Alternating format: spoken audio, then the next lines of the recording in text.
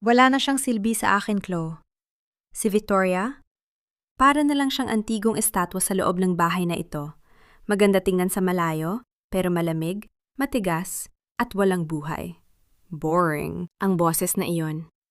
Ang boses ni Daniel na dati ay tanging musika sa kanyang pandinig, ay tila isang kumpas ng kamatayan na bumasag sa katahimikan ng pasilyo. Nakatayo si Victoria sa labas ng bahagyang nakabukas na pinto ng library. Ang kanyang mga kamay ay nanginginig habang hawak ang isang mabigat na tray ng pilak. Sa ibabaw nito ay ang espesyal na beef Wellington na 5 oras niyang pinagkaguluhan sa kusina.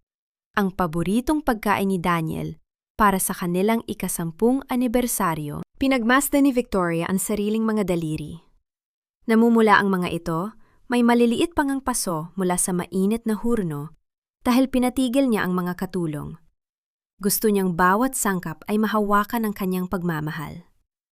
Ngunit ang init na iyon ay walang-wala, kumpara sa nanunuot na ginaw na unti-unting lumalalam sa kanyang dibdib. Pero Daniel, kailangan mong pirma niya para sa merger, di ba? Narinig niyang sagot ng isang babae, si Chloe. Ang boses nito ay puno ng malanding tamis, ang uri ng tamis na nakakalason. Paano kung malaman niya ang tungkol sa atin? Isang nakakasulasok na tawa ang pinakawala ni Daniel. Ang tawa na tila humihiwa sa bawat alaala ng kanilang 10 taon. Si Victoria? Masyadong bilib sa sarili ang babaeng yon. Akala niya, hinding-hindi ko siya magagawang lokohin dahil utang ko sa pamilya niya ang posisyon ko ngayon. Hahayaan ko muna siyang managinip sa kanyang munting palasyo. Pero kapag nakuha ko na ang kontrol sa Whitmore Estate, itatapon ko siya na parang basurang wala ng pakinabang. Konting tiis na lang, babe, mapapapasa atin din ang lahat. Kasabay ng mga salitang iyon ay ang tunog ng paglapat ng mga labi. Isang halik na selyo ng kanilang kataksilan. Sa sandaling iyon, ang mundo ni Victoria ay hindi lamang gumuho. Ito ay nagkapit pira-piraso at naging alikabok sa ilalim ng kanyang mga paa. Ang tray na hawak niya ay tila naging kasing bigat ng isang bundok. Dahan-dahan, sa paraang tila wala na siya sa kanyang sariling katawan, ibinaba niya ito sa sahig ng pasilyo. Walang tunog, walang kalansing. Ang bawat kilos niya ay tila isang ritual ng pagluluksa. Ang beef Wellington na pinaghirapan niya ay naroon na lamang sa sahig, malamig at hindi na pakikinabangan, tulad ng kanyang katapatan. Naramdaman niya ang isang mainit na likido na gumugulong sa kanyang pisingi, isang solong luha na mabilis niyang pinahiran ng likod ng kanyang kamay. Hindi siya humikbi. Ang sakit na nararamdaman niya ay masyadong malalim para sa isang payak na iyak. Ito ay isang uri ng pighati na nanunuot sa buto na pumapatay sa bawat selula ng pag-asa na itinanim niya sa loob ng 1 dekada. Tumingin siya sa kanyang singsing sa daliri, ang diamanteng kumikinang sa dilim ng pasilyo. Dati, simbolo ito ng walang hanggang pangako. Ngayon, tila ba ito ay isang posas na gawa sa yelo, nagpapaalala sa kanya na siya ay naging bilanggo ng sarili niyang pag-ibig.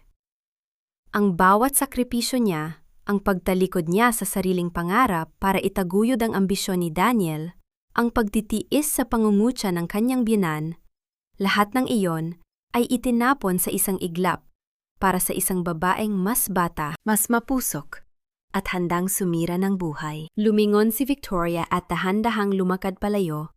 Ang bawat hakbang ay tila paglayo sa bangkay ng kanyang lumang pagkatao. Ang kanyang anino sa pader ay tila isang estranjero, mahaba at madilim.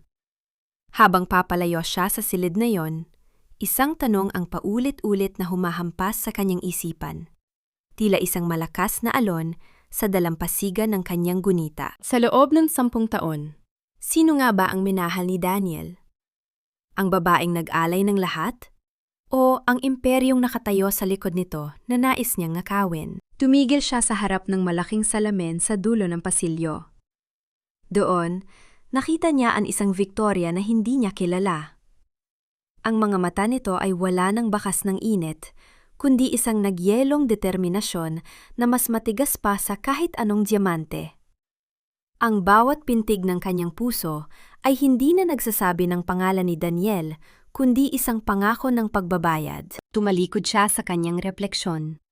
Iniwan ang lahat ng pait sa dilim, habang ang lamig ng gabi ay nagsisimulang yumakap sa malawak na mansyon na tila isang libingan. Ang liwanag ng umaga ay hindi nagdala ng pag-asa, kundi isang malupit na paalala ng bawat kasinungalingang kailangan niyang harapin. Nakaupo si Victoria sa dulo ng mahabang mesa ng kanilang dining room. Ang kanyang likod ay tuwid na tila isang sandata, habang pinagmamasdan ang pag-uusap ni na Daniel at ng kanyang biyenan na si Doña Aurora. Ang bawat pagtama ng pilak na kutsara sa porselanang plato ay tila isang nakakarinding ingay sa pandinig ni Victoria. Ang bango ng brewed coffee na dati ay nagpapakalma sa kanya, ay tila amoy ng panis na pangarap na yon. Victoria, iha! Ang boses ni Doña Aurora ay bumasag sa katahimikan, puno ng pekeng pag-aalala na nakabalot sa talim ng pangungutya. Bakit tila wala ka sa sarili? Ang asawa ay dapat na masigla sa harap ng kanyang katuwang. Lalo na't pagod si Daniel sa pagpapatakbo ng inyong negosyo. Tumingin si Victoria sa matanda. Si Doña Aurora ay nakasuot ng mamahaling perlas, ang mga alahas na binili ni Victoria para sa kanya noong nakaraang kaarawan nito. Ang babaeng ito, na tila itinuring na niyang sariling ina, ay isa rin sa mga aninong nagpapahirap sa kanyang buhay. "I'm just a bit tired, Ma," maikling sagot ni Victoria. Pilit na pinapakalma ang boses habang ang kanyang puso ay nagpupumiglas sa pot. "Tired? Saan ka naman mapapagod?" Muling hirit ni Doña Aurora, sabay lagok ng kanyang kape. "Wala ka naman inaalaga ang anak. 10 taon na, Victoria. 10 taon na kaming naghihintay ng apo. Kung siguro ay naging masunuring kang asawa at hindi mo masyadong inuuna ang iyong pagiging dominante sa pera, baka biniyayaan na kayo." Isang malaking kahihiyan sa ating pamilya na ang isang Daniel Hayes ay walang tagapagmana dahil ang kanyang asawa ay, alam mo na, tila tuyot na sangha. Ang salitang tuyot ay tumama sa puso ni Victoria na tila isang lason. Alam ni Daniel ang lahat ng hirap na dinanas niya, ang mga masakit na ineksyon, ang mga operasyon, at ang pighati sa bawat beses na nabibigo silang magkaroon ng sanggol. Ngunit sa halip na ipagtanggol siya, nanatiling tahimik si Daniel, abala sa paghiwa ng kanyang steak na tila walang naririnig. "Mom, stop it!" sabi ni Daniel. Ngunit walang bakas ng galit sa kanyang tono, kundi isang pagod na tila kinakampihan pa ang ina. "Huwag mo nang bigatan ang loob ni Vic. Actually, kaya rin ako nagpatawag ng breakfast dahil gusto ko sanang pag-usapan ang bagong investment sa South Properties. Vic, babe, kailangan ko ang pirma mo para mailabas ang pondo mula sa Whitmore Trust. It's a big move for our company." Tumingin si Victoria sa kanyang asawa. Ang mukhang iyon na dati ay pinagkakatiwalaan niya ay tila naging isang maskara na lamang ng kasamaan. Alam niyang ang pondong iyon ay hindi para sa negosyo, kundi para sa imperyong nais itayo ni Daniel kasama si Chloe. "I will review the papers first, Daniel." Malamig na tugon ni Victoria. Agad na nagbago ang timpla ng mukha ni Doña Aurora. "Review? Bakit kailangan pang i-review? Asawa mo siya, Victoria. Sa kulturang Pilipino, ang pera ng asawa ay pera rin ng lalaki. Huwag mo namang ipamuha kay Daniel na siya ay nakadepende lamang sa iyong yaman. Nakakababa ng moral ng isang lalaki ang ganyang pag-uugali. Utang na loob. Maging asawa ka naman, hindi amo." "I am being a responsible partner, Ma. Iyon ang turo sa akin ni Papa." Mahinahong sagot ni Victoria, kahit na ang kanyang mga kuko ay nabaon na sa ilalim ng mesa. Ang almusal ay natapos sa isang nakakasulasok na tensyon. Habang naghahanda si Victoria para sa kanyang mga appointment, dumaan siya sa garahe at doon niya nakita ang isang bagay na nagpatigil sa kanyang paghinga. Sa loob ng backseat ng sasakyan ni Daniel, na bahagyang nakabukas ang bintana, ay may nakalabas na isang pamilyar na bagay. Isang limitadong edisyon ng Hermes Birkin na kulay matingkad na pula. Iyon ang bag na hinahanap ni Victoria nitong mga nakaraang linggo. Ang bag na sinabi ni Daniel na nawala ng mga katulong habang naglilinis. Kinuha ni Victoria ang kanyang cellphone at binuksan ang social media account ni Chloe Carter na kanina pa niya tinitiktikan. Isang bagong post ang bumulaga sa kanya. Kuha ito sa isang marangyang restaurant. Sa tabi ng isang baso ng wine ay naroon ang pulang bag. At ang caption ay tila isang lason na dumaloy sa kanyang ugat. A gift from my king. He said I deserve the best, not the leftovers of a bitter queen. #blessed, #new life. Nanginginig ang mga kamay ni Victoria habang tinititigan ang larawan. Hindi lamang ang kanyang dangal ang ninanakaw ng mga ito, kundi pati ang mga alaala at pag-aari na pinaghirapan niya. Ang bawat pangungutya ni Doña Aurora at ang bawat panlilinlang ni Daniel ay nagmistulang mga hibla ng isang lubid na unti-unting sumasakal sa kanya. Ngunit sa gitna ng hapdi, isang malamig na kapangyarihan ang nagsimulang mamuo sa kanyang dibdib. Kung gusto nila ng giyera, ibibigay niya ito. Ngunit hindi siya susugod na parang isang talunang asawa. Susugod siya bilang isang Whitmore. Dahan-dahan niyang ibinalik ang cellphone sa kanyang bulsa. Ang kanyang mga mata, na dati ay puno ng luha, ngayon ay tila mga hiyas na nagniningning sa gitna ng apoy ng paghihigante. Isang tanong ang nanatili sa kanyang isipan, habang pinagmamasdan ang sasakyan ni Daniel na unti-unting lumalayo sa mansyon. Hanggang saan ang kaya nilang gawin kapag nalaman nilang ang reynang tinatawag nilang tuyot ang siyang may hawak ng ulan na susunog sa kanilang paraiso? Ang bawat sulok ng silid aklata na yon ay tila bumubulong ng mga alaala na mas masakit pa sa sugat ng isang patalim.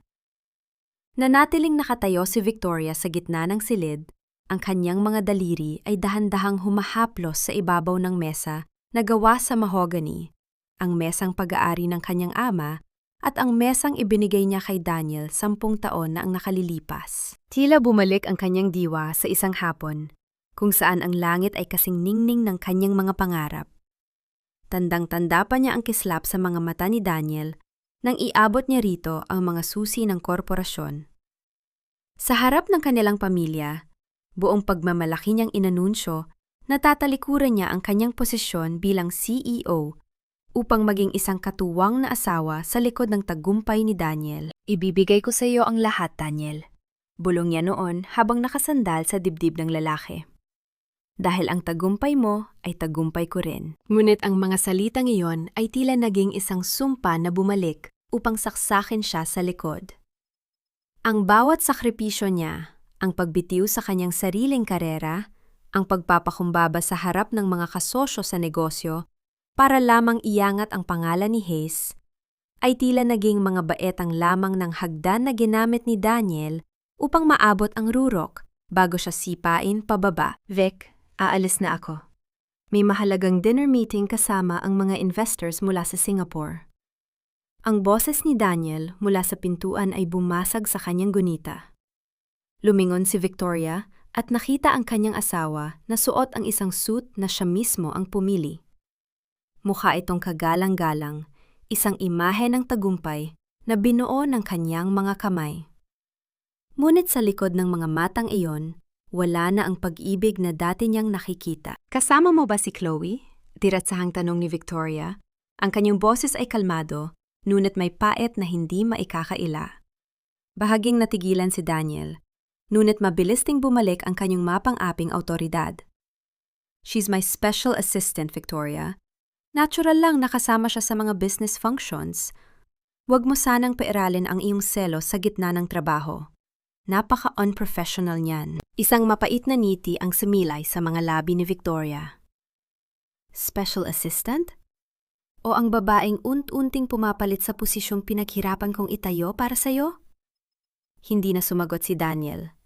Sa halip, tinalikuran niya ang kanyang asawa nang walang anumang pag-aalinlangan. Narinig ni Victoria ang tunog ng sasakyang paalis. Isang tunog na tila naghihiwalay sa kanilang dalawa sa magkaibang mundo. Paglipas ng ilang oras, habang ang kadiliman ay bumabalot sa buong mansyon, naupo si Victoria sa harap ng kanyang laptop. Hindi niya mapigilang buksan ang live feed ng nasabing business gala. Doon, nakita niya si Daniel. Nakangiti, kumikinang sa ilalim ng mga lila at gintong ilaw. At sa tabi nito, nakasuot ng isang hapit na asul na gown ay si Chloe. Ipinakilala ni Daniel si Chloe sa lahat. Bilang kanyang right hand, ang otak sa likod ng kanilang mga bagong proyekto. Nakita ni Victoria kung paano humilig ang ulo ni Chloe sa balikat ni Daniel. Isang galaw na tila pag-angkin sa harap ng buong mundo. Ang bawat palakpakan ng mga tao ay tila mga sampal na dumadapo sa pisngi ni Victoria. Siya ang nagtanim, siya ang nagdilig. Ngunit ibang babae ang umaani ng bunga. Nabalik lamang ang diwa ni Victoria nang marinig niya ang mahinang katok ni Yaya Rita sa pintuan ng kanyang silid. "Ma Victoria, may nag-iwan po nito sa gate. Para sa inyo daw po." Inabot ni Victoria ang isang malaking brown envelope. Walang pangalan ang nanpadala. Tanging ang kanyang pangalan lamang ang nakasulat sa isang magaspang na sulat kamay. Sa loob ng envelope ay may isang piraso ng papel na tila galing sa isang ospital. Nang ilabas niya ang laman nito, tila tumigil ang pag-ikot ng mundo. Iyon ay isang ultrasound image. Sa ibaba ng larawan, nakasulat ang pangalan, Chloe Carter. At sa tabi nito, ang edad ng sanggol sa loob ng sinapupunan, 8 weeks. Nabitawan ni Victoria ang papel. Ang kanyang mga kamay ay naging kasing lamig ng yelo. Ang bawat sakit na naramdaman niya mula kagabi ay wala pa sa kalahati ng hagupit na dulot ng larawang ito. Habang siya ay nagluluksa sa mga anak na hindi niya nagawang isilang, ang kanyang asawa ay bumubuo na pala ng bagong pamilya sa sinapupunan ng kanyang kaagaw. Ang katahimikan ng silid ay nabasag ng kanyang sariling paghinga na tila kinakapos. Ang bawat pangarap na itinayo niya sa loob ng 10 taon ay tuluyan ng gumuho. At sa ilalim ng mga guhong yon, natagpuan niya ang kanyang sarili. Nag-iisa, sugatan, at nililinlang ng mga taong itinuring niyang buhay. Isang tanong ang umalingaw-ngaw sa kanyang isipan, habang nakatitig sa itim at puting larawan ng sanggol. Hanggang saan ang hangganan ng kataksilan, bago ang isang pusong nagmamahal ay maging isang pusong handang sumunog sa lahat? Gusto ko lang namang ayusin ang ating kinabukasan, Victoria. Para sa atin din naman ang ginagawa ko. Ang mga salitang iyon ni Daniel ay tila isang lason na binalot sa asukal. Nakatayo siya sa gitna ng kanilang malawak na sala, suot ang kanyang mapang-akit na ngiti na dati ay nagpapalambot sa puso ni Victoria. Ngunit ngayon, ang nakikita na lamang ni Victoria ay ang isang mahusay na aktor na nagpapanggap sa ibabaw ng entablado ng kanilang wasak na buhay. Dahan-dahang lumapit si Victoria. Bit-bit ang isang baso ng maligamgam na tubig. Ang bawat hakbang niya ay tila isang kalkuladong sayaw ng pagkukunyari. "Uminom ka muna, Daniel. Mukhang pagod ka mula sa meeting niyo ni Chloe." Ang boses niya ay malambot, halos bumubulong. Ang perpektong maskara ng isang asawang walang malay. Tinanggap ni Daniel ang baso. Ang kanyang mga mata ay panandaliang nagpakita ng kumpiyansa. Akala niya ay napaamo na naman niya ang kanyang asawa. Hindi niya alam na ang bawat himaymay ng laman ni Victoria ay nanginginig sa pot habang naamoy ang pamilyar na pabango ng midnight jasmine, ang paboritong scent ni Chloe na nakakapit sa kwelyo ng kanyang asawa. Nang makaalis si Daniel patungo sa banyo, agad na kinuha ni Victoria ang kanyang telepono. Hindi na siya ang mahinang babae na iiyak lamang sa sulok. Tinawagan niya ang isang taong matagal na niyang hindi nakakausap, si Attorney Mendoza, ang tapat na abogado ng kanyang yumaong ama. Nagkita sila sa isang tahimik at lumang simbahan sa labas ng lungsod, isang lugar kung saan ang bawat bulong ay tila naririnig ng langit. Ang amoy ng kandila at insenso ay nagbigay ng pansamantalang kapayapaan sa naguguluhang isipan ni Victoria. "Attorney Mendoza, kailangan ko ang lahat ng dokumento ng Whitmore Trust," diretsang sabi ni Victoria. Ang kanyang mga mata ay nakatitig sa altar. Gusto kong malaman kung gaano nakalalim ang sugat na ginawa ni Daniel sa kaban ng aking pamilya. Hiha, matagal ko nang hinihintay ang araw na ito. Seryosong sagot ng matanda. Ang iyong ama ay nag-iwan ng isang safety net na tanging ikaw lamang ang makakapagbukas. Ngunit kailangan mo mag-ingat. Kapag nalaman ni Daniel na kumikilos ka, baka mas lalo siyang maging mapanganib. Pag-uwi ni Victoria sa mansyon, isang panibagong sampalang katotohanan ang bumulaga sa kanya. Mula sa bintana ng kanyang silid, nakita niya ang isang malaking moving truck sa tapat ng bahay na katabi lamang ng kanilang bakod. Ang bahay na iyon ay matagal ng bakante, ngunit ngayon, ang mga pintuan nito ay bukas na bukas. Nanlamig ang buong katawan ni Victoria nang makita niya ang isang babaeng nakasuot ng malaking sunglasses at eleganteng silk scarf na bumaba mula sa isang kulay pulang sasakyan. Si Chloe. Hindi sapat kay Chloe na nakawin ang asawa ni Victoria. Gusto rin itong manahan sa mismong anino ng kanilang tahanan upang araw-araw na ipamuha kay Victoria ang kanyang pagkatalo. Babe, look! Ang boses ni Daniel ay biglang sumulpot mula sa kanyang likuran, dahilan upang mapatalon ang kanyang puso. Inakbayan siya ni Daniel habang nakatingin din sa labas. New neighbor, sabi ni Chloe, mas mapapadali ang trabaho namin kung malapit lang siya rito. You don't mind, right? Para hindi na rin ako masyadong nag-out of town para sa mga urgent meetings. Ang kapal ng mukha ni Daniel ay tila isang pader na hindi matitibag. Tumingin si Victoria sa kanyang asawa, pilit na pinipigilan ang sariling kamay na dumapo sa pisngi nito. Of course, Daniel. Kung ano ang makakabuti sa negosyo, suportado kita. Ang sagot niya ay isang matamis na kasinungalingan na may lasang kalawang sa kanyang lalamunan. Nang gabi ring iyon, pumasok si Daniel sa kanilang silid. Bit-bit ang isang makapal na folder. Ang kanyang mga kilos ay puno ng pagkukunwari. Pila isang tapat na asawang humihingi ng pabor. Vic, babe, may maliit lang akong kailangan sa'yo, sabi ni Daniel habang inilalapag ang folder sa kama. May malaking loan ang kumpanya para sa expansion sa Cebu. Ang bangko ay humihingi ng iyong pirma bilang guarantor. Dahil ang Whitmore Estate ang pinakamatatag nating collateral. It's just a formality, babe. For our future and for our children. If God grants us one soon. Ang pagbanggit ni Daniel sa anak ay tila isang kutsilyong itinusok sa sariwang sugat ni Victoria. Alam ni Daniel na iyon ang kanyang pinakamalambot na bahagi. At hindi ito nag-atubiling gamitin ito upang makuha ang gusto. Tinitigan ni Victoria ang linyang dapat niyang pirmahan. Ang pirma na ito ang maaring maging mitsa ng kanyang tuluyang pagbagsak o ang simula ng kanyang mabusising bitag.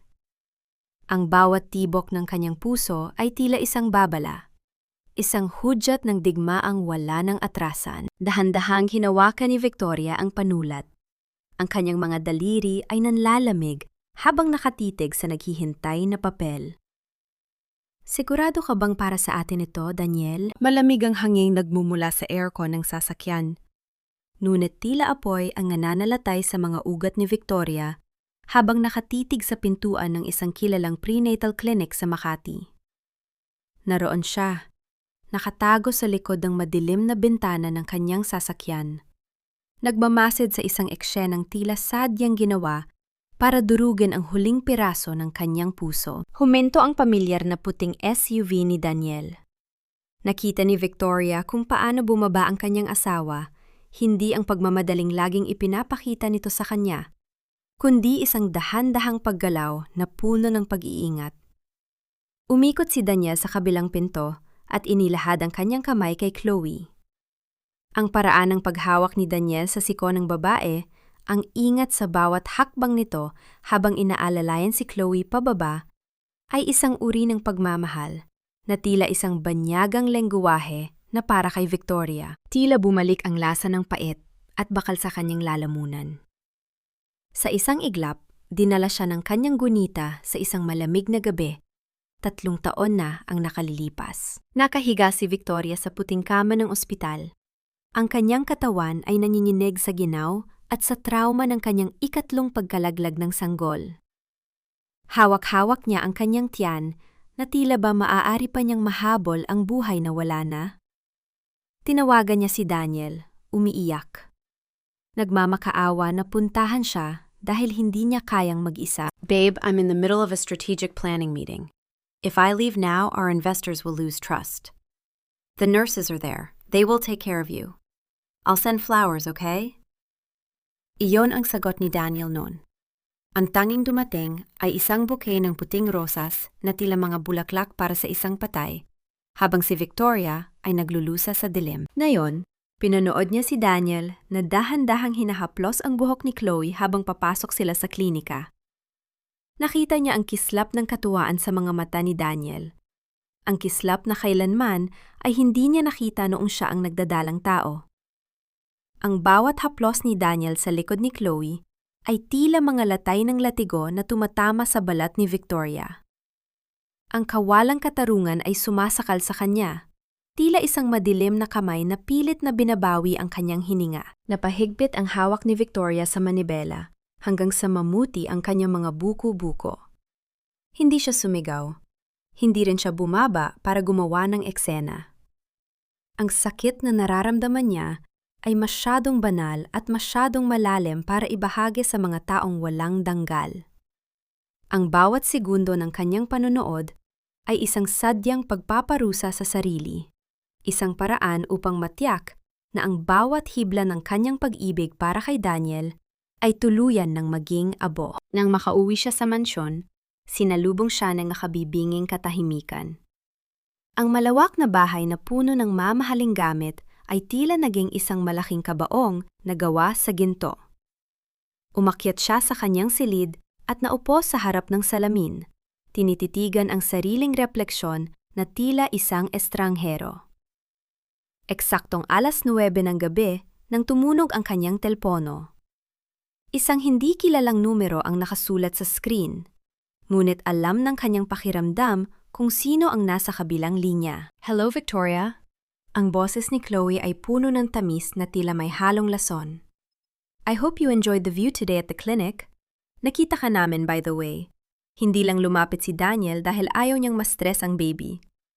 It's a boy, Victoria. At sabi ni Daniel, sa wakas, magkakaroon na siya ng tunay na pamilya na hindi puro pera at pride lang ang laman. Ang bawat salita ni Chloe ay tila isang karayom na unti-unting ibinabaon sa puso ni Victoria. Ang pagbanggit sa tunay na pamilya ay ang huling mitsa na tumupok sa huling bakas ng pagtitimpi ni Victoria. Bakit ka tumatawag, Chloe? Ang boses ni Victoria ay malamig, walang kahit anong emosyon, na tila galing sa ilalim ng lupa. Gusto ko lang sabihin na huwag mo nang pahirapan ang sarili mo. Daniel is staying with me tonight. He said he finally found his home. Kaya kung ako sa'yo, ihanda mo na ang mga papeles na kailangan niya. Huwag ka nang maging bitter queen, Victoria. Masama yan sa kutis. Pagkatapos ng isang mapanuyang tawa, namatay ang linya. Nanatiling nakadikit ang teleponyo sa tenga ni Victoria. Ang tunog ng katahimikan ay mas malakas pa sa kahit anong sigaw.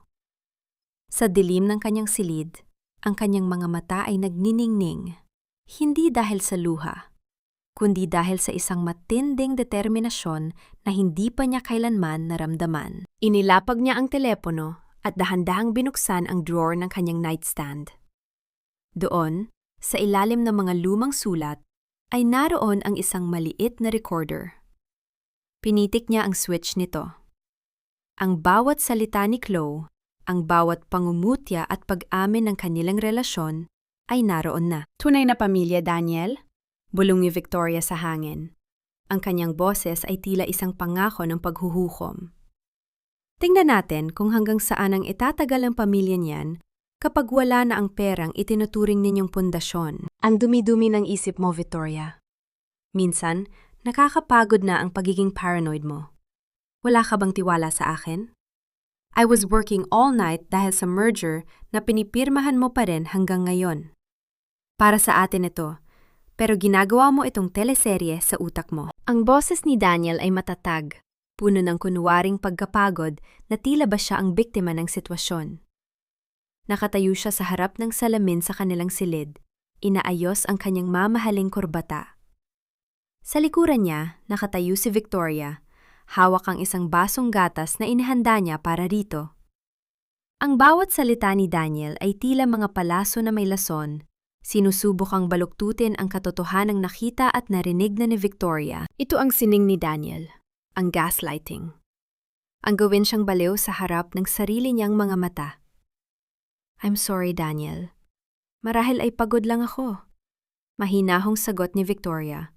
Ang kanyang boses ay tila isang payapang dagat na nagtatago ng isang dambuhalang buwaya sa ilalim. Inilapag niya ang baso sa nightstand. Sabi mo ay may dinner party tayo mamaya kasama ang mga board members. Inimbitahan mo rin ba si Chloe?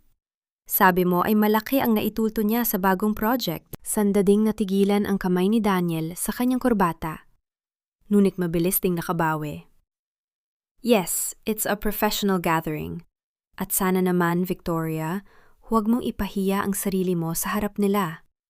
Be the graceful wife that you are. Huwag mong ipakita ang insecurity mo. Nang gabing iyon, ang mansyon ng mga Hayes ay napuno ng tawanan at tunog ng mga basong nagtatama. Ang amoy ng mamahaling pabango at alak ay humahalo sa hangin. Nakasuot si Victoria ng isang itim na gown na tila ba siya ay nasa isang lamay. Ngunit ang kanyang mukha ay nababalutan ng isang perpektong ngiti. Sa gitna ng hapagkainan, nakaupo si Chloe sa tabi ni Doña Aurora. Ang dalawa ay tila matalik na magkaibigan, nagbubulungan at tumatawa, habang paminsan-minsang tumitingin kay Victoria. Si Daniel naman ay nasa kabisera, nagmamalaki sa tagumpay ng kumpanya. I want to propose a toast, biglang sabi ni Daniel. Tumayo siya at itinaas ang kanyang baso. To the person who made this expansion possible, Chloe Carter, our special assistant. Without her dedication and late-night sacrifices, hindi natin mararating ito. Victoria, iha, wouldn't you agree? Diba dapat lang nating pasalamatan si Chloe sa pag-aalaga niya sa mga interes ko? Ang lahat ng mata ay lumingon kay Victoria. Ang katahimikan sa loob ng silid ay tila isang lubid na nakapulupot sa kanyang leher. Nakita niya ang mapanuyang ngiti sa mga labi ni Chloe at ang mapang-aping tingin ni Doña Aurora. Inaasahan nila na siya ay magagalit, na siya ay lilika ng eksena. Ngunit dahan-dahang tumayo si Victoria. Itinaas niya rin ang kanyang baso. Ang kanyang mga mata ay direktang nakatitig sa mga mata ni Chloe. To Chloe, simula ni Victoria. Ang kanyang boses ay malinaw at buo. Saksi ako sa lahat ng sakripisyo mo, Chloe. Tunay na walang hanggan ang iyong sipag sa pagkuha ng mga bagay na hindi sayo. May God give you exactly what you deserve. Uminom si Victoria at ang mga bisita na walang kamalay-malay sa lason sa likod ng kanyang mga salita ay sumunod din. Nakita ni Victoria ang panandaliang pagkaputla ni Chloe at ang pagkunot ng noo ni Daniel. Pagkatapos ng party, habang ang mga katulong ay naglilinis sa ibaba, pumasok si Victoria sa dressing room ni Daniel upang kunin ang kanyang coat na kailangang dalhin sa laundry. Ngunit habang hinahawakan niya ang bulsa nito, naramdaman niya ang isang maliit at matigas na kahon. Dahan-dahan niyang inilabas ang kahon. Ito ay yari sa velvet, kulay asul. Nang buksan niya ito, isang diamanteng singsing ang nagniningning sa ilalim ng ilaw. Isang disenyo na kailanman ay hindi niya nagustuhan, ngunit alam niyang paborito ni Chloe. Nanginginig ang mga kamay ni Victoria. Hindi lamang ito basta singsing. Ito ay isang pangako ng bagong simula na hindi siya kasama. Isang pangako ng kinabukasan na itinayo sa ibabaw ng kanyang mga luha. Eksaktong paglingon niya, nakita niya si Daniel na nakatayo sa pintuan, madilim ang mukha at tila isang hayop na handang sumalakay dahil nahuli ang kanyang sikreto. What are you doing with that, Victoria? Ang boses ni Daniel ay tila isang dagundong ng kulog sa gitna ng katahimikan. Ang hangin sa loob ng dressing room ay tila naging bato. Nakatitig si Victoria sa aso na kahong hawak niya at pagkatapos ay bumaling ang kanyang paningin kay Daniel. Ang asawa niyang pilit na kinakalma ang paghinga, ay tila isang magnanakaw na nahuli sa aktong nagnanakaw ng buhay. Naglilinis lamang ako ng mga bulsa, Daniel. Ang sagot ni Victoria ay malamig at payapa, na tila ba ang hawak niya ay isa lamang ordinaryong barya at hindi ang katibayan ng pagkawasak ng kanilang pagsasama. Hablot ni Daniel ang kahon mula sa mga kamay ni Victoria.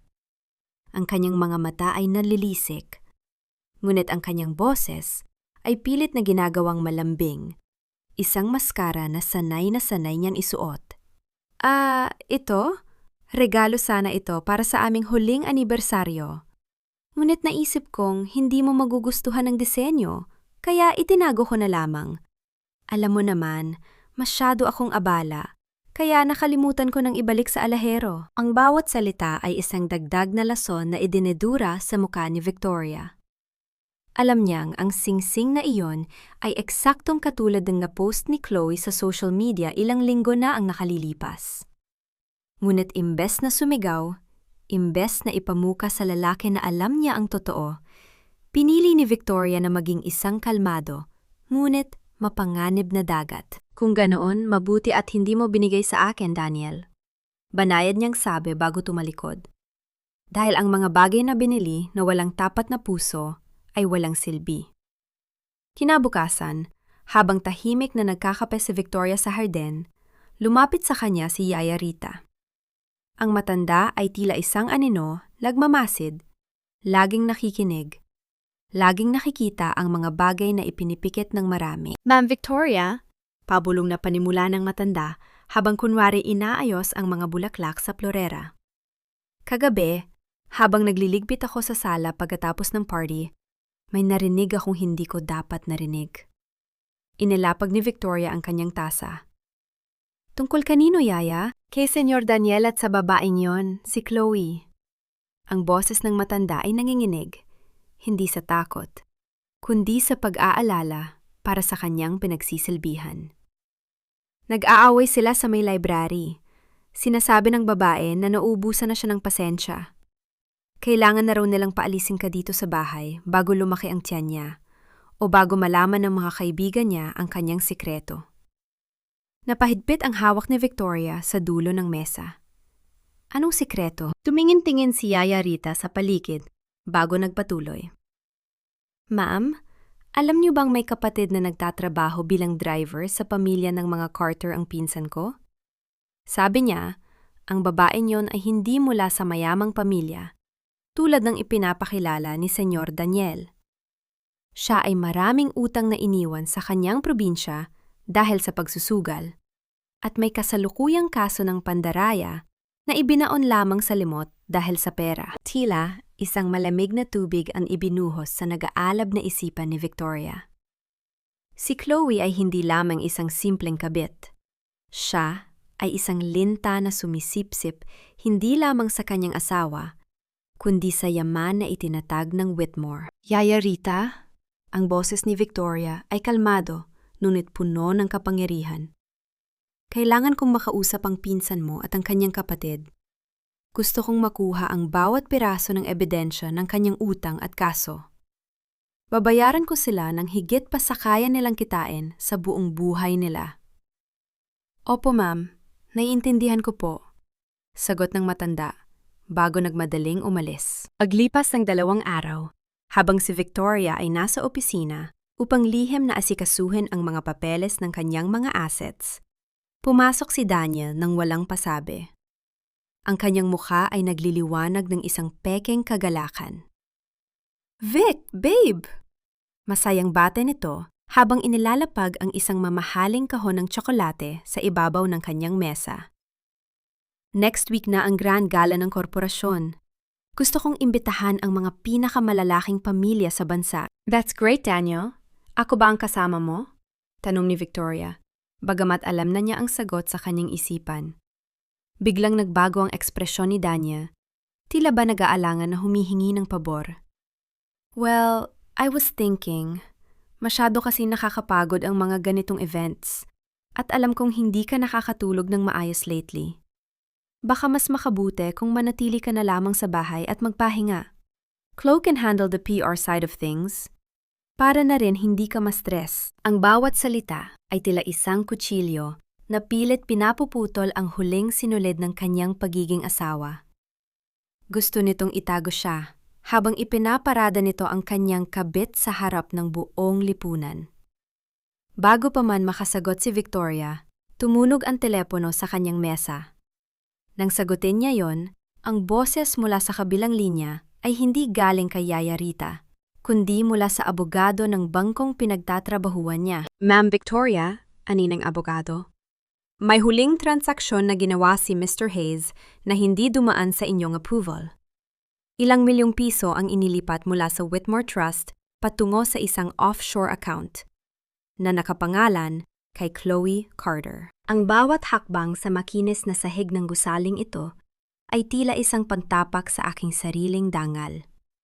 Ang kumpanyang itinayo ng aking ama mula sa pawis at pangarap ay unti-unti nang nagiging isang kuta ng mga kaaway na pilit akong binubura sa kasaysayan. Nakatayo si Victoria sa bukana ng executive floor.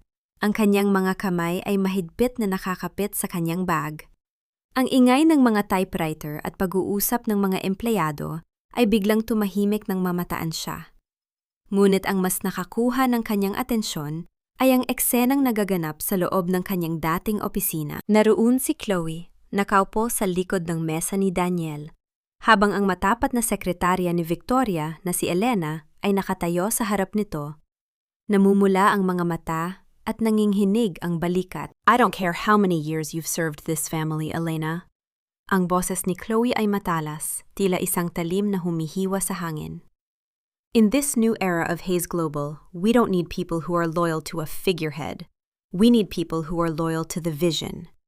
At ang vision na yon ay hindi kasama ang mga matatandang sentimental na tulad mo.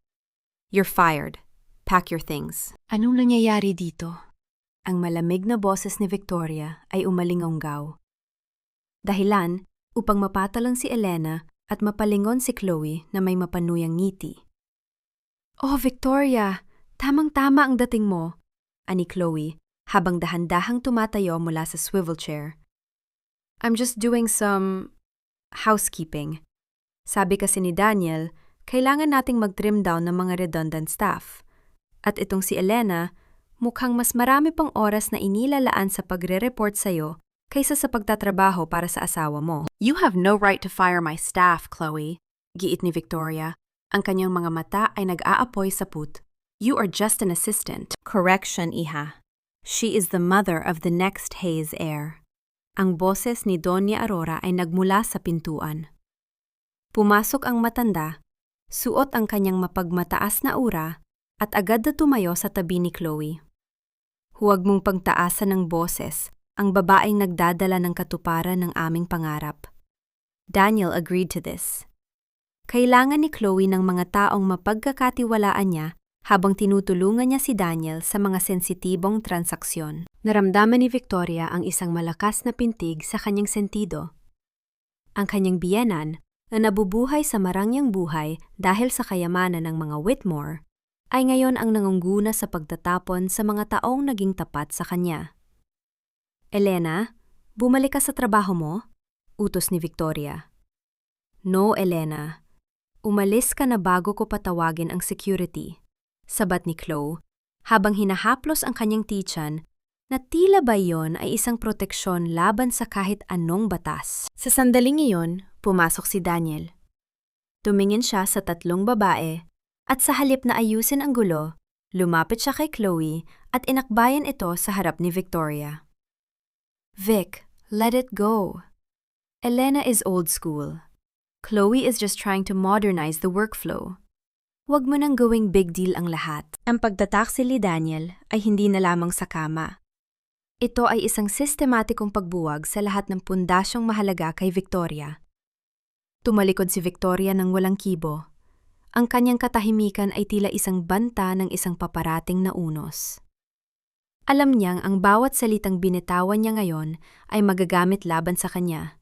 Kaya pinili niyang maging isang anino sa sarili niyang kumpanya. Pumasok siya sa silid ng mga server, ang tanghing lugar na hindi pa nila napapakialaman dahil sa higpit ng security code na tanghing siya lamang ang nakakaalam. Sa loob ng malamig at tahimik na silid, pinuksan ni Victoria ang mga financial records na hindi dumaan sa audit ni Daniel. Ang bawat numero na lumalabas sa screen ay tila mga patak ng dugo mula sa sugat ng kanyang pamilya. Nakita niya ang mga sunod-sunod na withdrawal. Milyon-milyong piso na dahan-dahang inililipat mula sa Whitmore Estate patungo sa isang shell company na may pangalang A at K Holdings. A para kay Aurora, kapara kay Chloe, at Daniel ang nagpapatakbo ng lahat. Ngunit hindi lamang iyon ang natuklasan niya. Habang sinusuri ang mga digital signatures, nakita niya ang isang pirma na nagpatigil sa tibok ng kanyang puso. Isang pirma na kamuhang-kamuha ng kanyang sulat kamay. Ngunit alam niyang kailanman ay hindi niya nilagdaan. Ginagamit ni Daniel ang kanyang pangalan upang mangutang ng malalaking halaga mula sa mga pribadong nagpapautang na may mataas na interes, gamit ang mga lupain ng kanyang ama bilang sangla. Ang kasakiman ng mga taong ito ay walang hangganan. Hindi lamang nila gustong makuha ang kasalukuyan ni Victoria, nais nilang ibaon sa utang ang kanyang kinabukasan hanggang sa wala na siyang matirang kahit ano, kundi ang pangalang wala ng halaga. Nanginginig ang mga kamay ni Victoria habang kinokopya ang lahat ng ebidensya sa isang maliit na drive. Ang bawat dokumento ay isang bala na kanyang gagamitin sa tamang panahon. Eksaktong paglabas niya ng server room, hinarangan siya ni Daniel sa madilim na pasilyo. Ang kanyang asawa ay tila isang lobo na naghahanap ng biktima. Ang mga mata nito ay puno ng hinala at kasamaan. Anong ginagawa mo dito, Victoria? I told you to stay at home and rest. Ang boses ni Daniel ay mababa at puno ng banta. Don't try to play detective. Magpirma ka na lang ng mga papeles na ibinibigay ko sa iyo at baka sakaling payagan pa kitang manatili sa mansyon pagkatapos ng lahat ng ito. Tumingin si Victoria sa mga mata ni Daniel, ang lalaking minahal niya ng 10 taon. Doon, wala siyang nakitang kahit anong bakas ng pagsisisi, kundi isang sumpa ng kasakiman na tuluyan ng lumamon sa kanyang pagkatao. Ang mansyon ay hindi sa iyo, Daniel, bulong ni Victoria. Ang kanyang boses ay tila isang malamig na hangin na nagmumula sa kailaliman ng lupa. At ang aking pirma? Yon ang huling bagay na mahahawakan mo bago ka mabulok sa impyernong ikaw mismo ang gumawa. Bago pa man makasagot si Daniel, tumunog ang intercom sa buong floor. Isang balisa at natatarantang boses ng isang guard ang narinig. Sir Daniel, Ma'am Chloe, may mga pulis po sa baba. May nag-report po ng malaking kaso ng falsification of documents sa loob ng kumpanya. Nanglaki ang mga mata ni Daniel at mabilis na bumaling kay Victoria. Habang ang huli ay nanatiling kalmado, isang mahiwagang ngiti ang sumilay sa kanyang mga labi sa gitna ng nagbabadyang kaguluhan. Huwag kang magkakamaling lumabas ng bahay bukas, Victoria. Kapag ginulo mo ang gabi ko, sisiguraduhin kong wala ka nang babalikang mansyon. Isang pirma ko lang, kahit ang pangalan mo ay mabubura sa mundong ito. Ang boses ni Daniel ay tila isang malat na bulong ng demonyo habang nakatayo siya sa harap ni Victoria sa gitna ng madilim nilang silid. Katatapos lang ng gulo sa opisina, sa tulong ng kanyang mga koneksyon at mabulaklak na dila, pansamantalang napaalis ni Daniel ang mga pulis sa pagsasabing administrative error lamang ang lahat. Ngunit ang takot sa kanyang mga mata ay naging purong put, na ngayon ay ibinubuhos niya sa kanyang asawa. Nakatayo si Victoria sa harap ng kanyang walk-in closet. Ang kanyang mga daliri ay dahan-dahang humahaplos sa tela ng isang itim na gown na kasing dilim ng gabi. Ang bawat banta ni Daniel ay tila mga langaw na lumilipad sa kanyang paligid, maingay, nakakairita, ngunit wala nang kapangyarihang saktan siya. Narinig mo ba ako? Muling singhal ni Daniel, sabay hablot sa balikat ni Victoria upang iharap ito sa kanya. Naramdaman ni Victoria ang diin ng mga daliri ni Daniel sa kanyang balat. Isang hapdi na dati ay magpapaluha sa kanya. Ngunit na yon, ang tanging naramdaman niya ay ang panlalamig ng kanyang sariling dugo, isang uri ng anesthesia na pumatay sa lahat ng takot. Tiningnan niya si Daniel ng diretso sa mga mata. Ang mga matang dating niyang sinasamba, na ngayon ay tila 2 butas na lamang na puno ng kabulukan. Narinig kita, Daniel. Ang boses ni Victoria ay kasing linaw ng kristal. Walang kahit anong panginginig. Masyado kang nababalisa. Bakit? Takot ka ba na ang iyong special assistant ay hindi kayang panindigan ang papel na ibinigay mo sa kanya sa harap ng mga investors? Isang malakas na sampal ang muntik ng dumapos sa mukha ni Victoria. Ngunit tumigil ang kamay ni Daniel sa hangin, nanginginig sa galit. Hindi siya makapaniwala sa tapang na ipinapakita ng asawang dati ay yumuyuko sa bawat salita niya. Stay in this house. Huling banta ni Daniel bago padabog na lumabas ng silid. Nang maiwan si Victoria sa katahimikan, dahan-dahan siyang naupo sa harap ng kanyang vanity mirror. Ang kanyang paghinga ay mabigat. Ang kanyang dibdib ay tila pinipiga ng isang hindi nakikitang kamay. Kinuha niya ang isang lumang litrato ng kanyang ama na nakatago sa ilalim ng kanyang mga alahas. Papa, patawad kung hinayaan kong tapakan nila ang iyong dangal, bulong niya sa hangin. Ang kanyang mga luha ay nagbabadyang pumatak, ngunit pilit niyang pinipigilan. Bukas, babawiin ko ang lahat. Kahit itaya ko ang huling hininga ko. Ang gabi ay lumalim at ang mansyon ay binalot ng isang nakakabinghing katahimikan. Ang katahimikan, bago ang pagdating ng isang dambuhalang unos. Habang ang buong mundo ay natutulog, si Victoria ay nanatiling gising. Inihahanda ang kanyang kasuotan, ang kanyang muka, at ang kanyang kaluluwa para sa huling laban. Eksaktong 3:00 ng madaling araw, narinig ni Victoria ang mahinang tunog ng gate ng mansyon.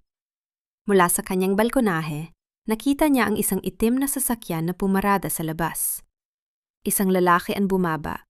Hindi ito si Daniel, at hindi rin ito sinumang kakilala niya sa loob ng kumpanya. Ang lalaki ay tumingala sa kanyang bintana at tumango, bago nag-iwan ng isang maliit na puting sobre sa mailbox. Sino ang taong ito? At anong impormasyon ang dala niya sa gitna ng gabi? Ilang oras bago ang pinakamahalagang gabi sa buhay ni Victoria. Dahan-dahang lumabas si Victoria ng kanyang silid. Ang bawat hakbang sa madilim na pasilyo ay tila isang paglakad sa ibabaw ng mga pako. Nang maabot niya ang mailbox at buksan ang sobre, isang munting piraso ng papel ang bumulaga sa kanya. Walang sulat, tanging isang susi lamang na may nakaukit na logo ng isang lumang vault sa isang bangkong matagal nang nagsara. Kasabay nito, narinig ni Victoria ang isang mahinang kaluskos mula sa likuran ng mga halaman sa harden.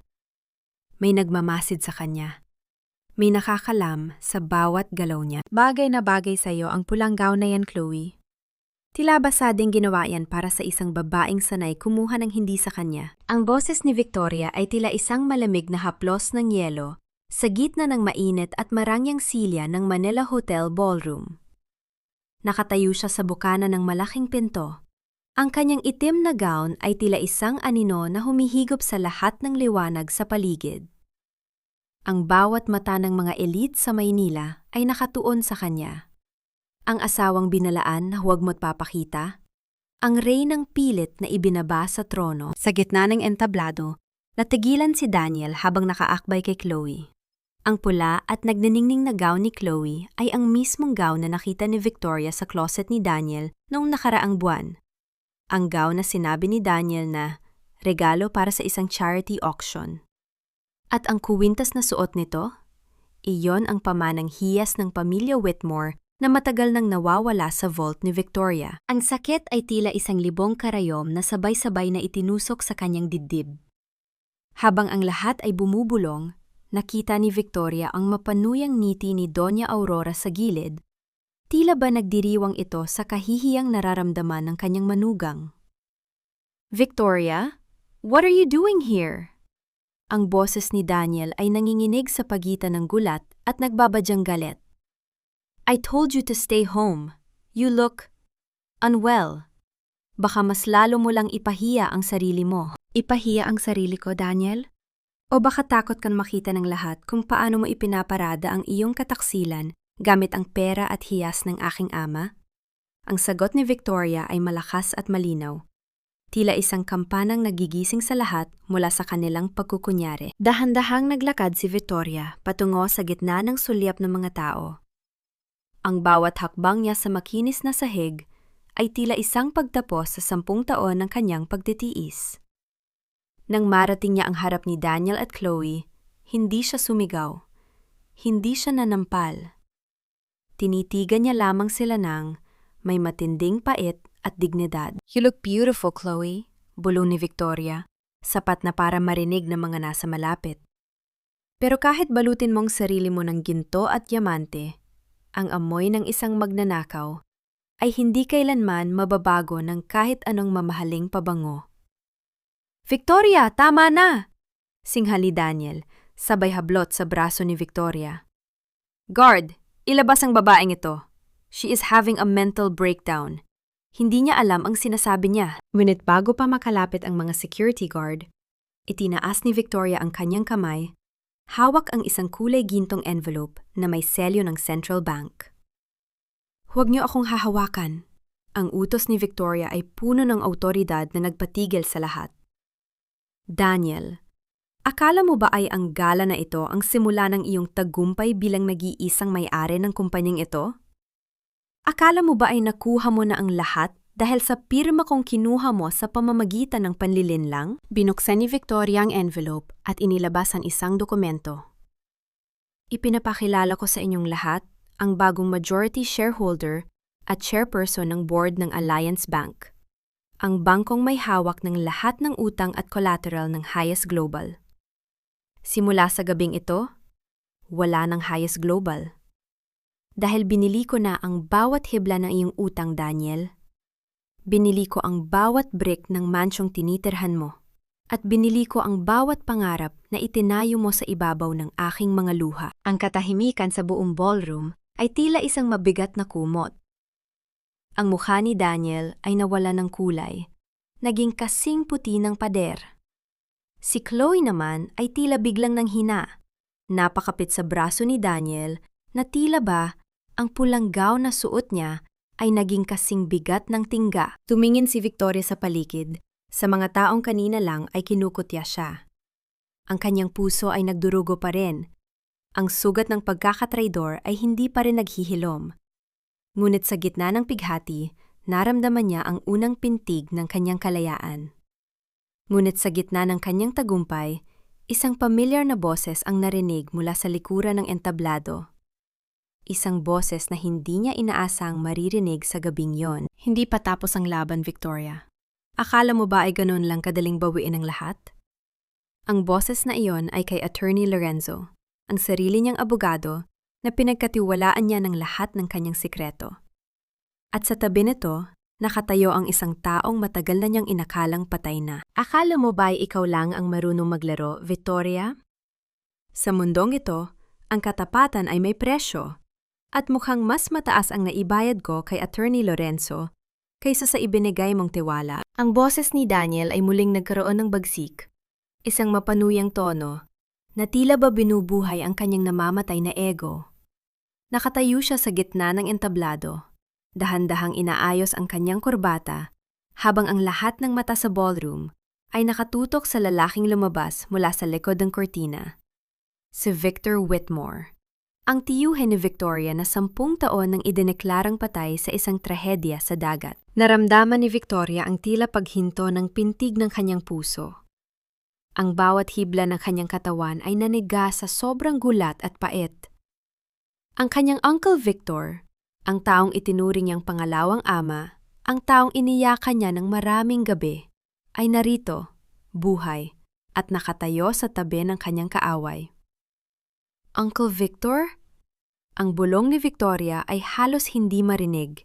Isang mahinang tinig ng isang batang muling nasugatan. "Patawad, Victoria," ani Victor.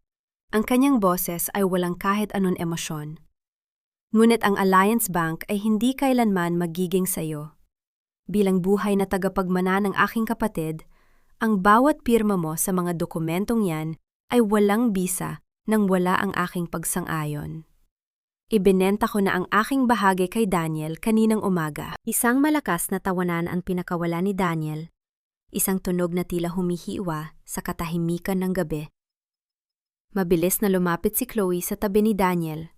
Ang kanyang muka ay puno ng tagumpay at paghamak. Poor Victoria. Akala mo ba ay nakuha mo na ang lahat? Ngayon, hindi lang ang kumpanya ang mawawala sa iyo, kundi pati ang huling alaala ng pamilya mo. You are officially nothing. Ang bawat salita ay tila mga pako na ibinabaon sa krus na pasanpasan ni Victoria. Ang pagtataksil ni Attorney Lorenzo, ang pagbabalik ni Victor, at ang halahak ni Daniel. Lahat ng ito ay nagmistulang isang dambuhalang alon na pilit siyang nilulunod. Ang kanyang paningin ay bahagyang lumabo at ang malamig na pawis ay nagsimulang gumulong sa kanyang noo. Sa loob ng ilang sandali, naramdaman niya ang pagnanais na sumuko na lamang, na hayaan ang dilim na lamunin siya. Ngunit sa gitna ng kanyang pagguho, naramdaman ni Victoria ang isang mahinang kalabit sa kanyang kamay. Si Yaya Rita, na kanina pa nakatago sa likod ng mga kortina, ay lumitaw sa kanyang tabi. Isang maliit na recorder ang inabot nito sa kanya, at isang mabilis na bulong ang narinig ni Victoria. Ang katotohanan ay hindi kailanman mamamatay, ma'am. Pindutin mo ang play. Huminga ng malalim si Victoria. Tumingala siya at tinitigan ng 3 taong nasa harap niya. Ang kanyang mga mata, na kanina ay puno ng luha, ngayon ay naglalayab sa isang apoy na hindi kailanman mapapatay ng kahit anong tubig. Akala niyo ba ay hindi ko pinaghandaan ang inyong pagsasabwatan? Ang boses ni Victoria ay dumagundong sa loob ng ballroom, mas malakas at mas matatag kaysa kanina. Daniel, akala mo ba ay si Victor Whitmore ang susi sa iyong kaligtasan? Hindi mo ba itinanong kung bakit siya nagpakita pagkatapos ng 10 taon? Itinaas ni Victoria ang recorder. Ang boses na maririnig ninyo ay ang usapan ni Daniel at Victor sa isang pribadong silid kaninang hapon. Isang usapan tungkol sa kung paano nila pinagplanuhang pekein ang pagkamatay ni Victor 10 taon na ang nakalilipas upang itakas ang pondo ng kumpanya patungo sa ibang bansa. Pagpindot ni Victoria sa play, ang boses ni Daniel na nag-aalok ng 50 milyong piso kay Victor upang bumalik at sirain si Victoria ay umalingaw sa buong sulyap ng mga tao. Kasama rin dito ang pag-amin ni Victor na siya ang pumatay sa sarili niyang kapatid, ang ama ni Victoria, upang makuha ang insurance money. Ang mga tao sa ballroom ay sabay-sabay na nagbulungan sa sobrang gulat at galit. Ang mga investors na kanina ay nganang iti kay Daniel ay biglang nagsimulang lumayo. "This is a lie! Isang peke ang tape na yan!" Sigaw ni Daniel. Ang kanyang muka ay naging pula sa galit at takot. Ngunit huli na. Ang mga malalaking screen sa ballroom na kanina ay nagpapakita ng logo ng Hayes Global ay biglang nagbago. Isa-isang lumabas ang mga audit reports mula sa international agencies. Mga dokumentong nagpapatunay ng malawakang pandaraya, money laundering, at ang sadyang pagbagsak ng kumpanya ni Daniel. "Hindi ko lang binili ang utang mo, Daniel," sabi ni Victoria habang dahan-dahang lumalapit sa asawa. "Binili ko rin ang katotohanan. At ang katotohanan yan ang siyang tatapos sa iyo." Kasabay nito, ang malalaking pinto ng ballroom ay muling bumukas. Sa pagkakataong ito, hindi mga bisita ang pumasok, kundi mga operatiba ng National Bureau of Investigation. Sa pangunguna ng isang opisyal, lumapit sila sa entablado. Daniel Hayes, Victor Whitmore, at Chloe Carter. Kayo ay nasa ilalim ng aresto para sa mga kasong falsification of documents, large-scale fraud, at sa pagbubukas ng kaso ng pagpatay kay Arthur Whitmore. Ang bawat salita ng opisyal ay tila isang hatol ng bitay para kay Daniel. Napabitaw si Chloe sa braso ni Daniel, pilit na lumalayo at sumisigaw na wala siyang alam. Si Victor naman ay tila isang lantang gulay na napaupo sa sahig. Tiningnan ni Victoria si Daniel sa huling pagkakataon. Walang pait sa kanyang mga mata, tanging isang malalim na awa para sa isang lalaking ipinalit ang lahat para sa isang imperyong gawa sa buhangin. Tapos lang palabas, Daniel, bulong ni Victoria. Ngunit habang iginigapos ang mga kamay ni Daniel, lumingon ito kay Victoria na may isang nakakatakot na ngiti.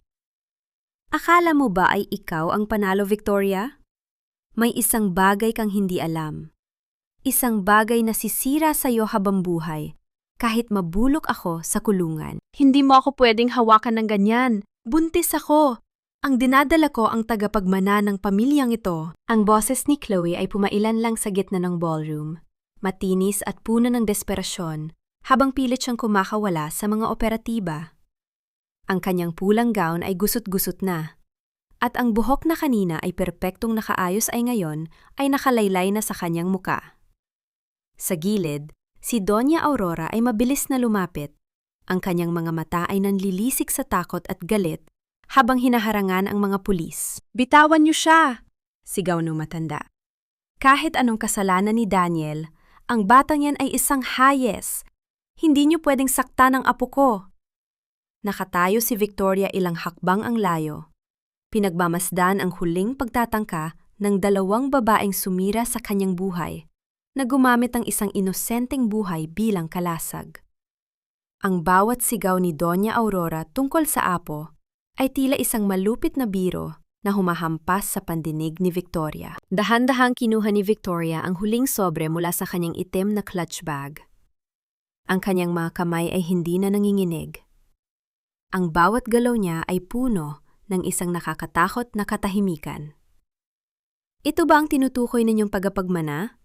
Ang boses ni Victoria ay malamig. Mas malamig pa sa hanging dala ng ulan sa labas. Inihagis niya ang mga papel sa paanan ni Doña Aurora at Chloe. Ang mga puting pahina ay nagkalat sa sahig, tila mga talulot ng patay na bulaklak. "Basahin mo, ma," patuloy ni Victoria. Ang kanyang paningin ay nakatutok kay Chloe na biglang tumigil sa pag-iyak at tila naging isang estatwa sa sobrang takot. "Basahin mo ang ulat mula sa St. Jude Medical Center, ang tunay na ospital kung saan nagpa-check up ang iyong special assistant bago pa man siya pumasok sa kumpanya." Nanginginig na pinulot ni Doña Aurora ang mga papel. Isang malaking selyo ng forged ang nakatatak sa ultrasound image na dati ay ipinagmalaki ni Chloe. Ngunit ang mas nakakaangit-ngit ay ang medical certification na nagsasaad na si Chloe Carter ay sumailalim sa isang hysterectomy, 3 taon na ang nakalilipas dahil sa isang malalang sakit. Hindi siya pwedeng magdalang tao. Kailanman ay hindi siya magkakaroon ng anak. Anong ibig sabihin nito? Ang boses ni Doña Aurora ay halos pabulong na. Ang kanyang mukha ay naging kasing puti ng papel na hawak niya. "Ibig sabihin, ma, ang apo na ipinatbalik niyo sa akin ay isang malaking kasinungalingan," ani Victoria, habang dahan-dahang lumalapit kay Chloe. "Ang tiya na yan? Isang silicone pad lamang na maingat na itinago sa ilalim ng mamahaling tela. Ang bawat pag-iinarte, ang bawat pagpapakita ng morning sickness, lahat ng yon ay bahagi ng isang planong nakawin ang huling piraso ng aking danggal." Isang nakakabinging katahimikan ang bumalot sa paligid. Ang mga bisitang kanina ay naaawa kay Chloe ay ngayon ay nakatingin dito ng may matinding pandidiri. Biglang nagbago ang anyo ni Doña Aurora. Ang pag-ibig na ipinakita niya kay Chloe ay naglaho sa isang iglap. Pinalitan ng isang matinding pot ng isang taong nalinlang sa kanyang pinaka-importanteng pangarap. Sa isang mabilis na galaw, hinablot ng matanda ang buhok ni Chloe at pilit na itinayo ito mula sa pagkakasalampak sa sahig. "Walang hiya ka! Niloko mo ako! Kinamit mo ang pangarap kong magkaapo para sipsipin ang pera namin." Ang boses ng matanda ay tila isang nagngangalit na hayop. Nagsimulang magpalitan ng mararahas na salita ang dalawa, isang eksena ng 2 ahas na naglalaban sa loob ng isang basket. Walang ginawa ang mga security, kundi ang panuurin ang pagguho ng kanilang samahan. Si Chloe, na wala nang madadahilan, ay nagsimulang tumawa ng mapait, isang tawang puno ng baliw na katuwaan, habang tinatangkang itulak ang matanda. "Bakit, Aurora? Hindi ba't iyon naman ang gusto mo? Isang sanggol na magsisilbing susi sa yaman ni Victoria? Pare-pareho lang tayong makasalanan dito." Sigaw ni Chloe. Sa gitna ng kaguluhan, tumalikod si Victoria. Hindi na niya kailangang panuurin ang katapusan. Ang makita ang kanyang kaaway na nilalamon ng sarili nilang kasinungalingan ay sapat na kabayaran para sa lahat ng gabing hindi siya nakatulog. Guard! Ilabas ng babaeng yan! Ang utos ni Victoria ay huling hatol na binitawan sa loob ng ballroom. Kinaladkad ng mga pulis si Chloe Carter palabas ng sulyap ng mga tao.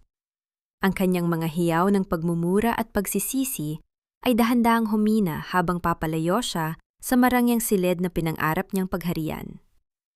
Naiwan si Doña Aurora na nakalugmok sa sahig.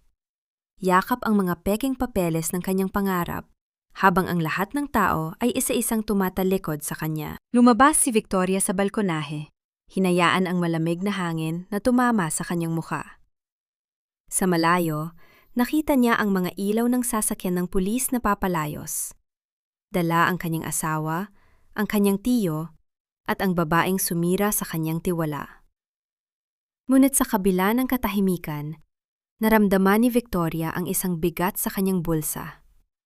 Ang susi na iniwan ng estranghero kagabi. Ang laban sa ballroom ay tapos na.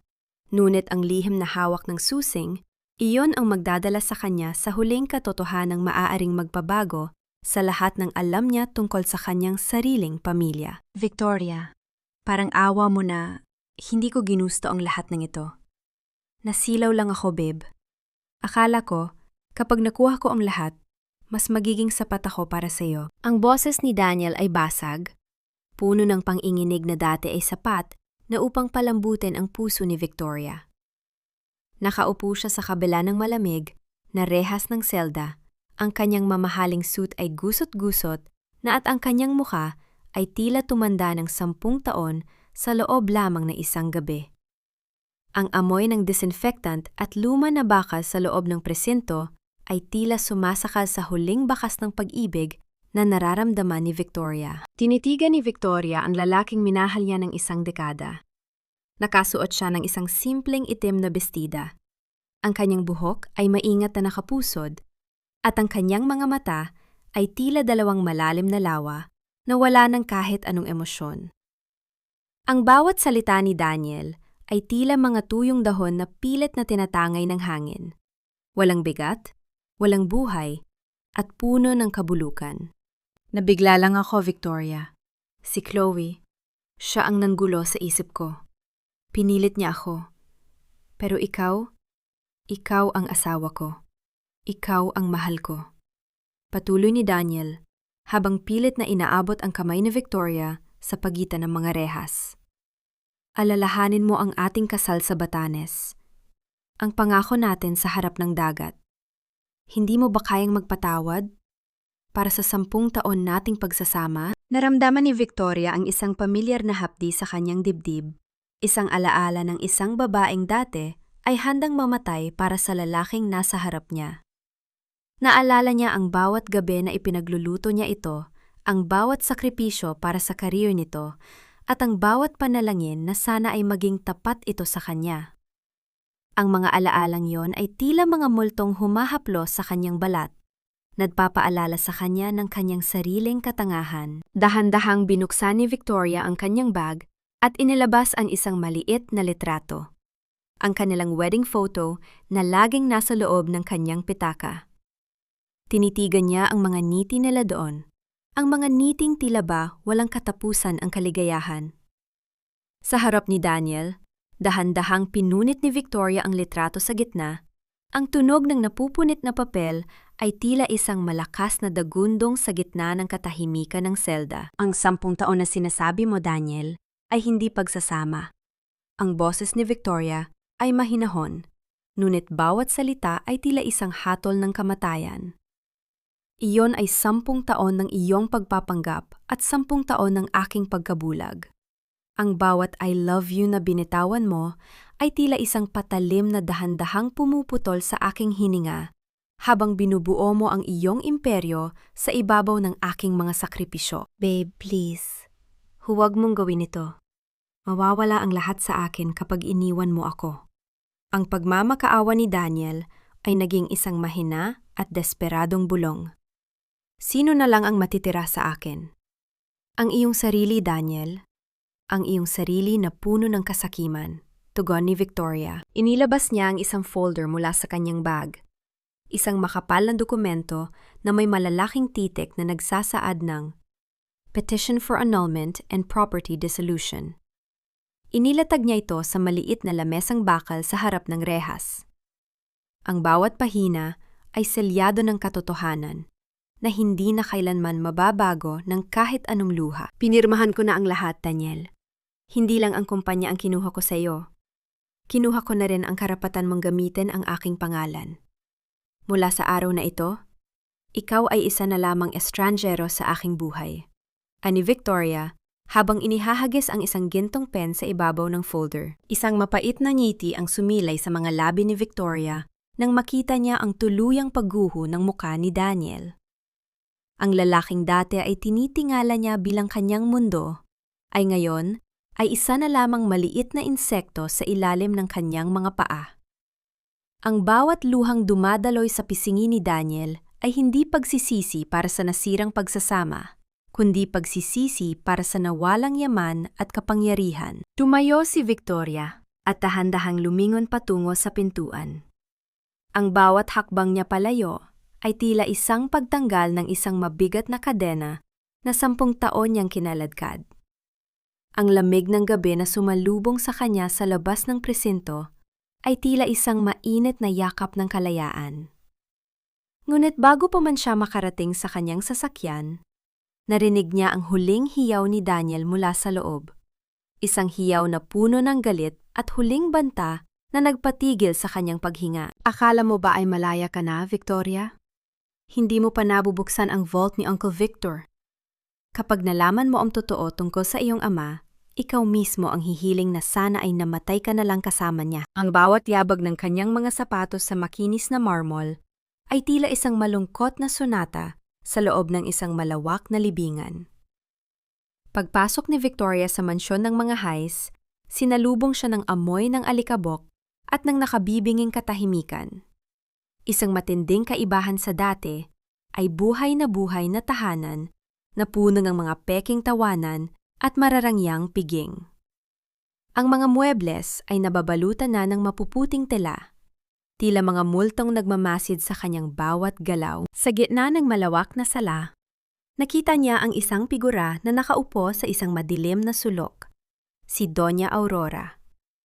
Ang babaeng dati ay tila reyna, kung mag-utos, ay ngayon ay nakayuko.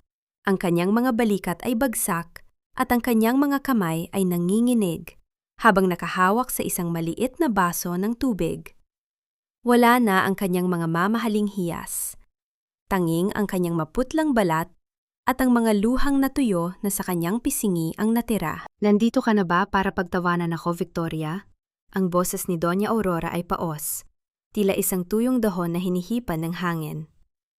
Nandito ka na ba para panuurin ang huling pagbagsak ng pamilyang ito? Dahan-dahang lumapit si Victoria, ngunit nanatili siyang may distansya. Ang kanyang puso ay hindi na nakararamdam ng galit, kundi isang malalim at malamig na kapayapaan. Nandito ako para bawiin ang mga huling piraso ng aking pagkatao na iniwan ko sa bahay na ito, Ma. At para sabihin sa inyo na simula bukas, ang lahat ng sustento mula sa Whitmore Estate ay tuluyan ng mapuputol. Napatingin sa kanyang matanda. Ang mga mata nito ay puno ng takot at hindi makapaniwalang pighati. Victoria, parang awa mo na. Matanda na ako. Saan ako pupunta? Ang anak ko ay nasa kulungan at ang lahat ng ari-arian namin ay kinuha na ng bangko. Wala akong matitirhan. Mayroon kayong maliit na bahay sa probinsya na nakapangalan sa inyong kapatid, Maria. Doon kayo nararapat. Tugon ni Victoria. Ang kanyang boses ay walang pait, ngunit puno ng dapit hapon na dinala ng katotohanan. Sa loob ng 10 taon, ibinigay ko sa inyo ang lahat ng karangyaan habang tinatrato niyo ako na parang isang basahan.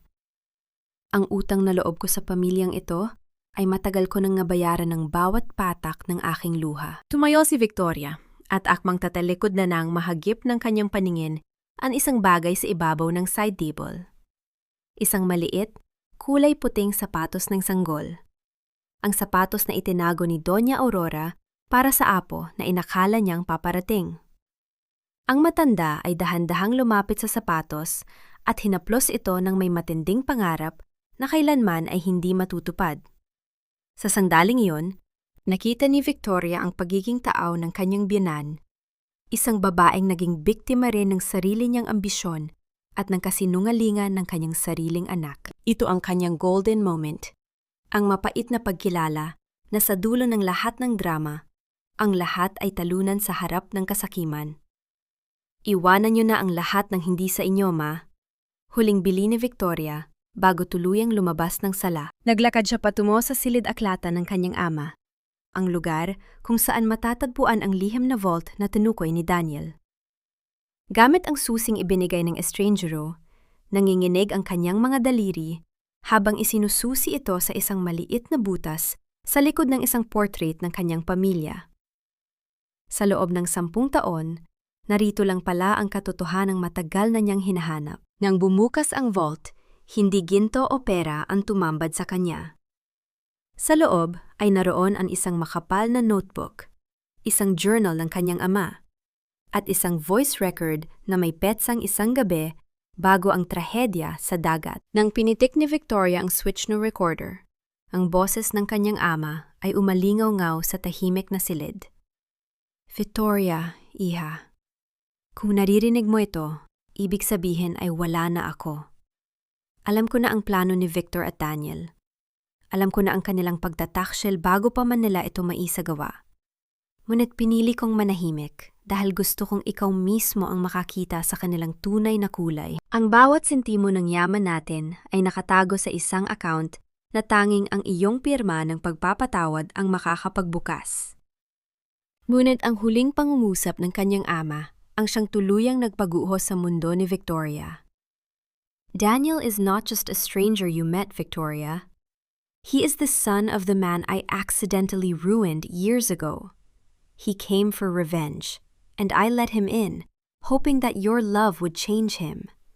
Patawarin mo ako, anak, kung ginawa kitang pain sa sarili kong kasalanan. Nabitawan ni Victoria ang recorder. Ang bawat piraso ng kanyang buhay, ang kanyang pag-ibig, ang kanyang kasal, ang bawat pasakit na dinanas niya, ay bahagi lamang pala ng isang mas malalim at mas madilim na sikreto ng nakaraan. Ang lalaking minahal niya ay pumasok sa kanyang buhay hindi para mahalin siya, kundi para sirain siya bilang kabayaran sa isang utang na hindi naman siya ang nangutang. Sa gitna ng trotaryo ng kanyang wasak na kahapon, napaluhod si Victoria sa sahig. Ang katahimikan ng mansyon ay tila naging isang malakas na sigaw ng katotohanan. Siya ay biktima ng 2 ama at ng isang lalaking nabulag ng paghihigante. Tumayo siya, dala ang journal ng kanyang ama at lumakad patungo sa balkonahe. Sa malayo, ang langit ay nagsisimula ng magkulay kahel, ang huling sulyap ng araw bago ang pagdating ng gabi. Ang kanyang mukha ay basa ng luha, ngunit ang kanyang mga mata ay may bagong liwanag. Ngayon ay alam na niya ang lahat. Ang bawat anino ay may pangalan, at ang bawat sugat ay may dahilan. Ang tanging tanong na natitira ay kung kaya ba niyang buksan ang huling vault ng pagpapatawad o kung mananatili siyang bilanggo ng mga abo ng kanyang nakaraan. Ang bawat bakas ng kahapon ay tila mga tuyong dahon na tinatangay ng hangin, at sa wakas, ang aking mga paa ay nakatapak na sa lupang, hindi na nanginginig sa takot. Iniwan ni Victoria ang mansyon ng mga Hayes nang walang lingon likod. Ang tanging bitbit niya ay ang journal ng kanyang ama at ang kanyang muling nabuhay na pangarap. Ang malalaking pinto ng bakal ay sumara ng may kasiguraduhan. Isang tunog na tila, naglalagay ng tuldok sa isang mahaba at madilim na kabanata ng kanyang buhay. Hindi siya lumuha. Sa halip, huminga siya ng malalim.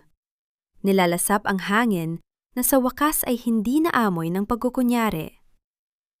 Lumipas ang 6 na buwan. Ang ingay ng mga alon sa Vint Manila ay tila isang banayad na kanta na gumigising kay Victoria tuwing umaga.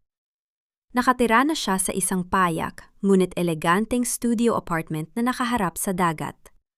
Ang bawat sulok ng kanyang bagong tahanan ay puno ng mga kulay, hindi ng mga hiyas at ginto, kundi ng mga pintura at canvas.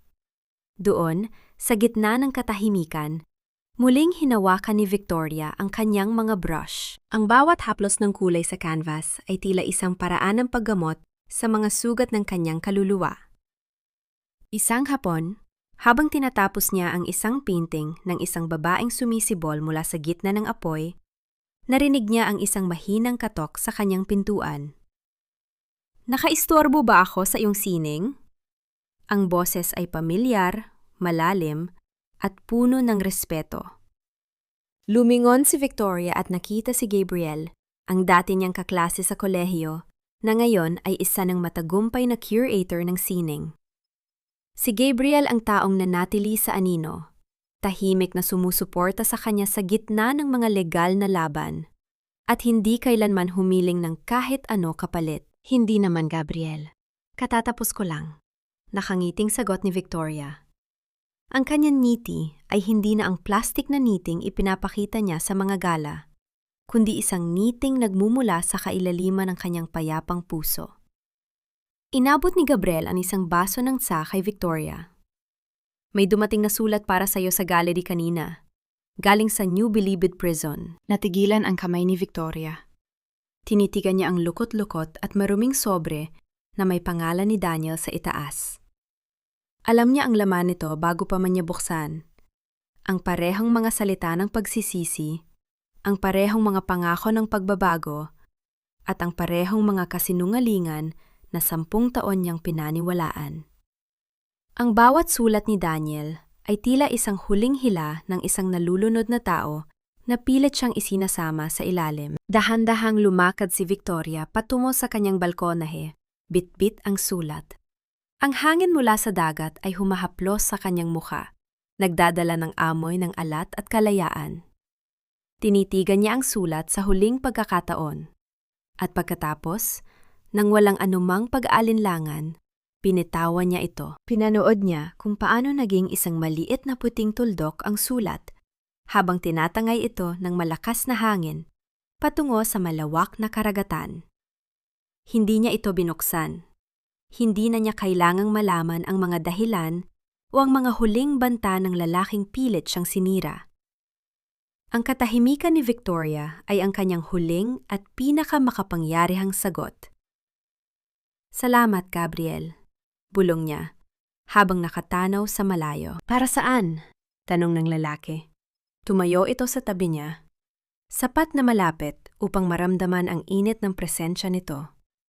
Ngunit may sapat na distansya upang igalang ang kanyang espasyo. "Para sa pagpapaalala sa akin na ang tunay na imperyo ay hindi itinatayo sa yaman, kundi sa kapayapaan ng puso." Habang ang araw ay dahan-dahang lumulubog sa abot tanaw, nagkukulay lila at ginto ang langit ng Maynila. Ang bawat guhit ng liwanag ay tila isang pangako ng isang bagong umaga. Hindi na siya si Victoria Hayes, ang asawang biktima ng kataksilan. Siya na si Victoria Whitmore.